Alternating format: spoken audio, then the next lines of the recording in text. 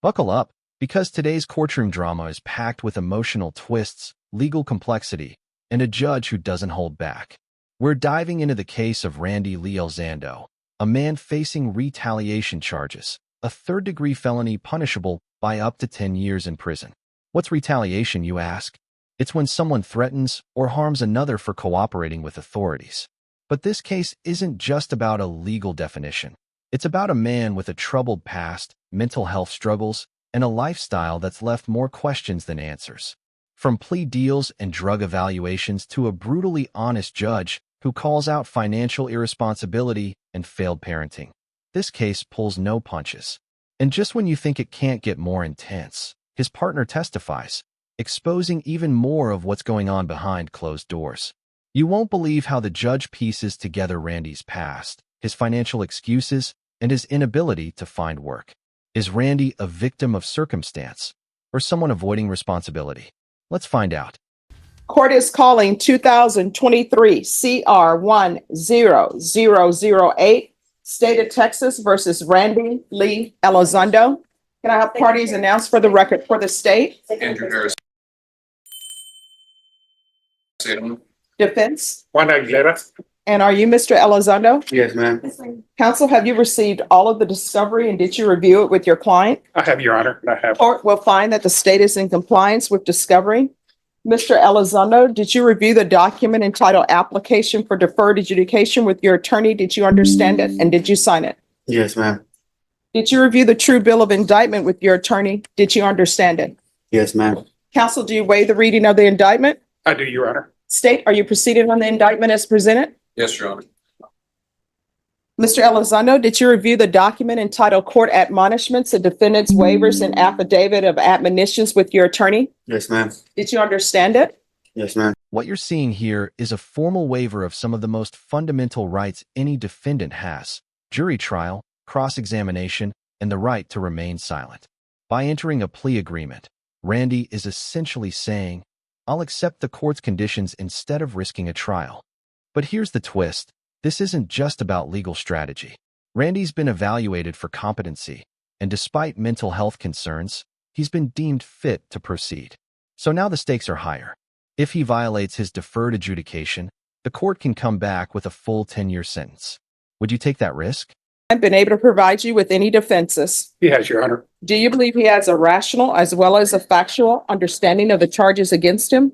He does, Your Honor, and basically we filed a motion for competency, and Dr. Smith made a determination that Mr. Elizondo was competent to proceed to trial. And basically, This part might seem procedural, but it's crucial. Randy's lawyer confirms he has a rational understanding of the charges, and even more importantly, that he was competent at the time of the offense. That clears the way for prosecution. Dr. Smith's evaluation becomes a key document here. It's not just about mental illness. It's about whether Randy knows right from wrong under the law, and the court is satisfied. So now, the legal machine starts turning fast. According to the plea, there's a $2,000 fine. State recommends deferred adjudication. This will run concurrent with 717-866. The state will take in consideration 718-308, 720-320, 720-321. There's to be restitution, if any, to the city of San Antonio and cause. The deal's on the table.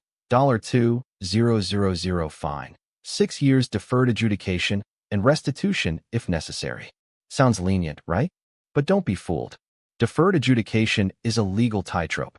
One wrong move, missed appointments, failed drug tests, or more criminal behavior, and Randy could go from walking free to serving real prison time. The stakes? Everything. The judge doesn't have to honor the state's recommendations. At any moment, she can swing the gavel in a different direction. probating the fine, if not all of it, a portion of it. In Dr. Smith's evaluation, Mr. Elizondo, there's some issues as to his learning disabilities, also the fact that he suffers from bipolar situation. But basically, we are in the process, or Mr. Elizondo's in the process of applying for Social Security disability. So that's, hopefully we can, that application will be successful and he'll be able to get some assistance. The other thing, although we are not in a mental health court or anything, if the court could possibly have him be assigned to the MIC unit, that someone who can deal with Mr. Elizondo's situation that Dr. Smith was able to detect and just and during his evaluation of Mr. Elizondo. Here comes the emotional appeal. Randy's lawyer pleads for leniency, citing bipolar disorder, learning disabilities, and financial hardship. The defense even requests a specific unit in the system that can better handle his mental health needs. But let's pause for a reality check. Randy is not currently in a mental health diversion program, and his disability application is still pending. So this is a calculated gamble. Either the judge accepts this as mitigating, or she sees it as excuse-making. What do you think? Is this compassion-worthy or courtroom manipulation? If you drug tested today, what are the results going to be? 30. And what are you going to be 30 for? Week. All right. How often are you smoking? About like once a blunt a day. Okay.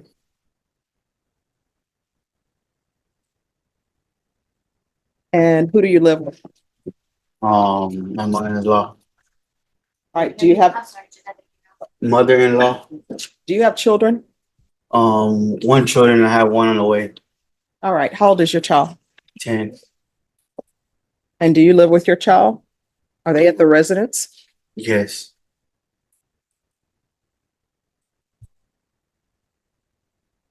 When's the last time you had employment?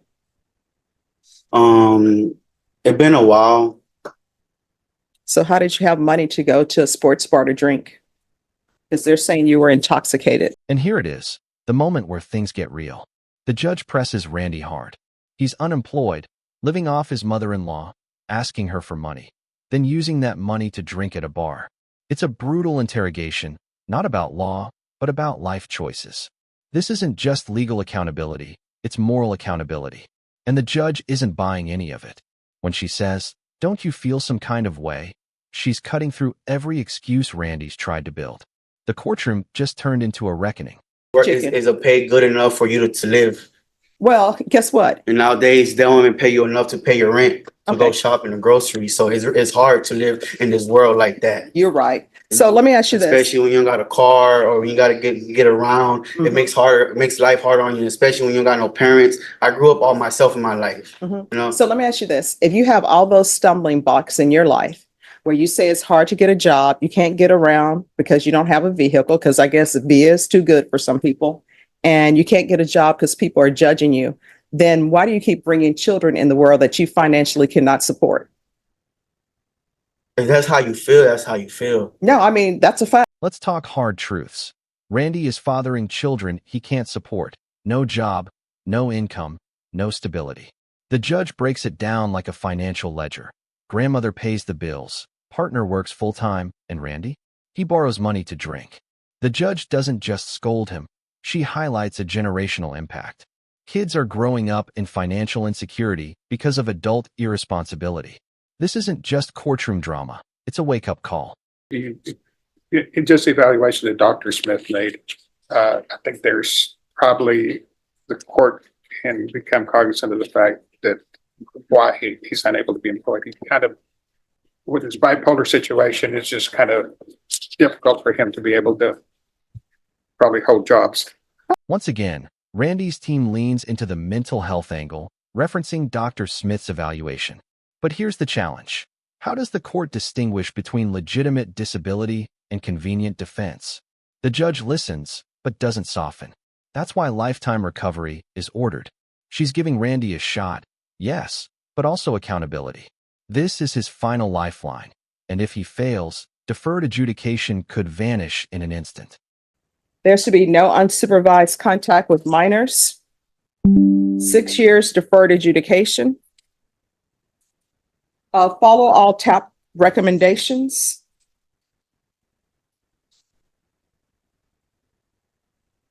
There's going to be a $2,000 fine. The court will probate the fine. Thank you, Judge.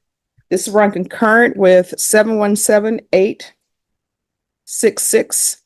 Take in consideration 718-308, 720-320, 720321. There's to be restitution, if any, to the city of San Antonio, and cause number 720320.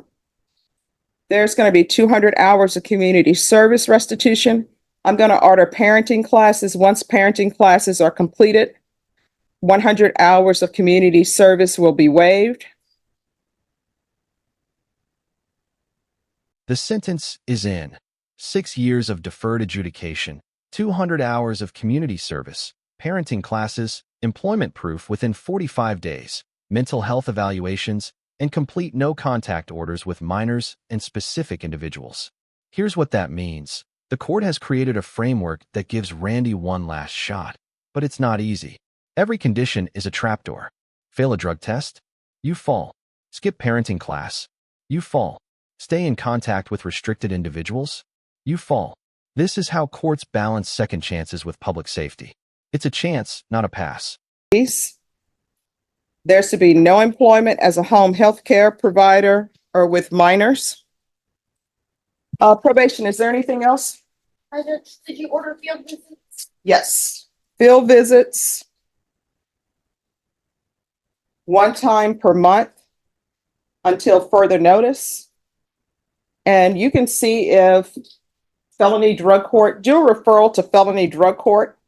And if he needs a place to stay with his drug history, he can stay at lifetime recovery. Did you review the document entitled Trial Court Certification of Defendant's Rights to Appeal with your attorney? Did you understand it and sign it? Yes, ma'am. Because this is a plea bargain agreement, because I followed your plea bargain agreement, and because you waive your right to appeal, you do not have the court's permission to appeal. Make sure that you stay in communication with probation. If you feel as though they're not addressing any issues, you can always come back to the court. Good luck to you. Judge, wait a minute. As far as addressing the issue, as far as no contact with Ms. Del Rio or Ms. Gabriela, he's been living there for the last 10 years. I mean, it's just going to be kind of difficult for him to be out of that location. Oh, that's why I ordered lifetime recovery. But wouldn't it be better just for him to continue living there, be employed? No. So we'll see where we are after he completes lifetime recovery. Lifetime recovery is how long of a process? It depends on your client. Sometimes it's 90 days. So we can come back and revisit the issue Yes. in 90 days. Okay. I will do that. Okay. Thank you. So what just happened? Randy Lee Elzando walked out with a 6-year deferred adjudication, but he's carrying a mountain of conditions on his back. From no contact restrictions to job proof and mandatory rehab, this isn't freedom, it's monitored survival. The judge gave him options, but made one thing crystal clear. If he messes up, prison is waiting. If you found this case as shocking as we did, make sure to hit that like button, share your thoughts in the comments, and don't forget to subscribe for more jaw-dropping courtroom breakdowns.